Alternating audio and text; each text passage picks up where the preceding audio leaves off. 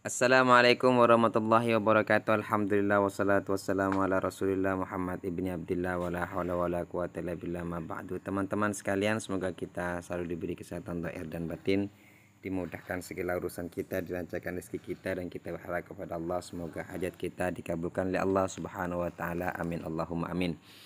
Kita melanjutkan kembali teman-teman ya buku karangan Ki Ali Badri, yaitu Tetap Sayang Habaib. Nah, sekarang kita masuk kepada pembahasan mengenai cebong dan kadrun. Sebelum melanjutkan, ada satu hal lagi yang juga harus dipahami oleh saudara-saudara sekalian, yaitu terkait umat Islam Indonesia pada umumnya, yang sebagian terseret oleh arus keributan itu. Seperti yang kita ketahui, umat Islam Indonesia hampir semua terpecah dalam dunia dua kelompok besar akibat politik. Dua kelompok itu bukan hanya saling berseberangan, melainkan kerap saling menyerang.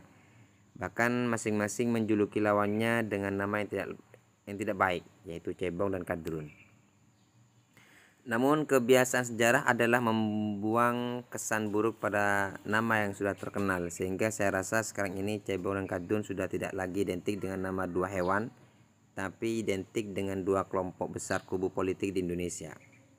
Maka saya pun akan menyebut mereka dengan cebong dan kadrun.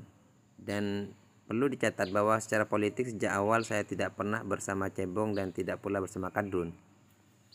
Sejak awal saya melihat persaingan politik antara cebong dan kadrun memang tidak sehat. Masing-masing dari mereka lebih mengedepankan suudzon dan tidak mau berdiskusi secara langsung. Apalagi pengikut mereka di kalangan bawah, mereka suka mencaci kubu lawan dan tidak peduli siapa yang mereka caci. Bahkan walaupun ulama sepuh. Anehnya, tokoh bakal lemak di tiap kubu tidak ada yang menghalangi pengikutnya untuk mencaci. Bahkan ada yang malah ikut mencaci. Saya sendiri sering menjadi sasaran suudzon mereka. Ketika saya merayu agar cebong tidak terlalu kasar pada kadrun, saya pun dianggap lebih membela kadrun. Ketika saya merayu agar kadrun tidak terlalu kasar pada cebong, saya pun dianggap lebih membela cebong. 10 tahun terakhir ini saya merasa kurang laku sebagai penceramah. Curhat Ki Ali Badri. Karena saya tidak membela salah satu kubu dengan terang-terangan.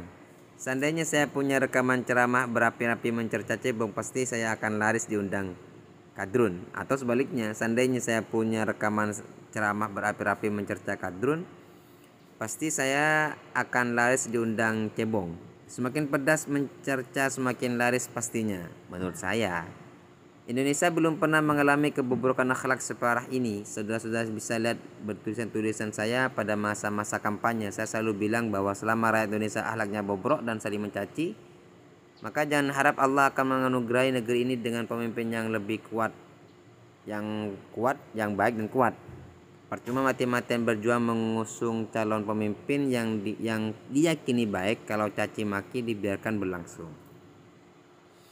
Nah, berangkat dari mendarah dagingnya suudzon di dua kubu ini, apapun yang dilakukan cebong tidak ada benarnya di mata kadrun. Demikian juga apapun yang dilakukan kadrun tidak ada benarnya di mata cebong. Kesalahan kecil menjadi amat besar sekali di mata lawan. Ibarat salahnya hanya satu tapi nilai salah 10 dan harus dihukum seberat-beratnya. Misalnya hanya salah dalam bab etika, tapi dianggap salah dalam bab akidah. Mestinya cukup dihukumi su'ul adab, tapi dihukumi kafir. Satu lagi, terkadang kritiknya benar namun disampaikan dengan nada marah, sehingga lawan pun menerima dengan rasa kesal. Entah siapa yang memulai, setiap kubu membangun narasi dan pandangan yang diperjuangkan. Misalnya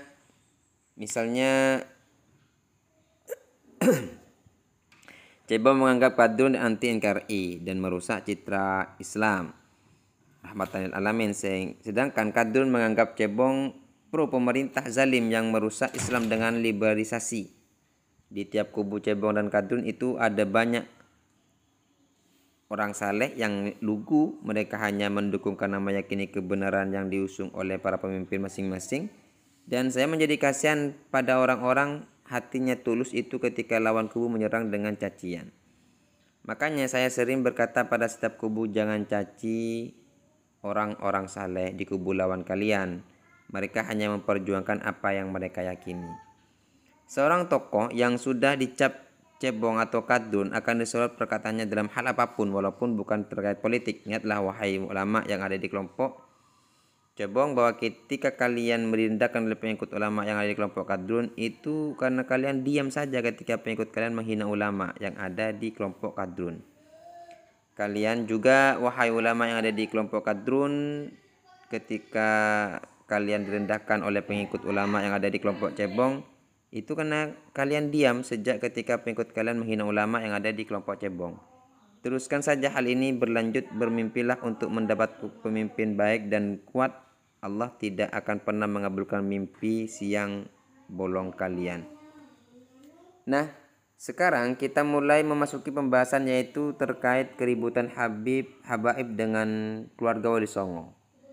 Sebuah keributan serius antar dua kelompok di mana kubu Habaib rata-rata dipenuhi dengan kadrun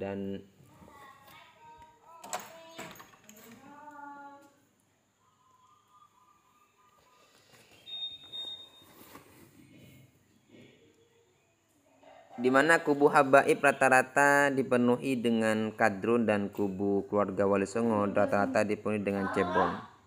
Apa yang diributkan hanya masalah nasab dan yang sebenarnya sangat sederhana sekali sebagaimana yang dikatakan Imam Malik, an-nasu mu'tamanun 'ala ansabihim. Manusia itu bisa dipercaya atas pengakuan nasabnya. Kenapa itu menjadi sulit? Karena cebong sulit mempercayai kadrun dan kadrun sulit mempercayai cebong.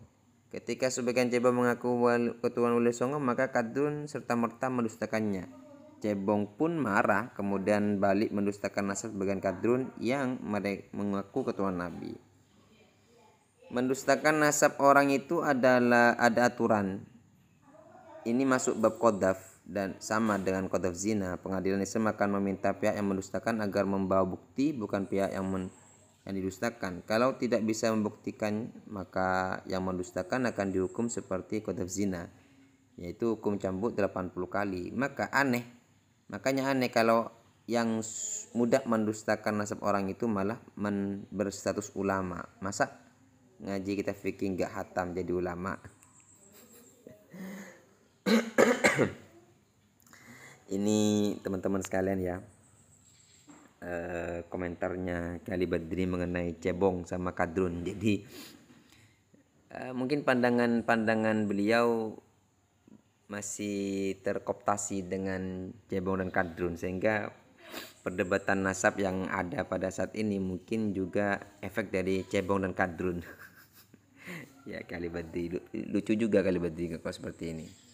Ya teman-teman sekalian ya, mungkin itu dulu. Nanti kita sambung lagi tentang kronologi konflik 2023. Menarik bukunya Kali Badri teman-teman ya.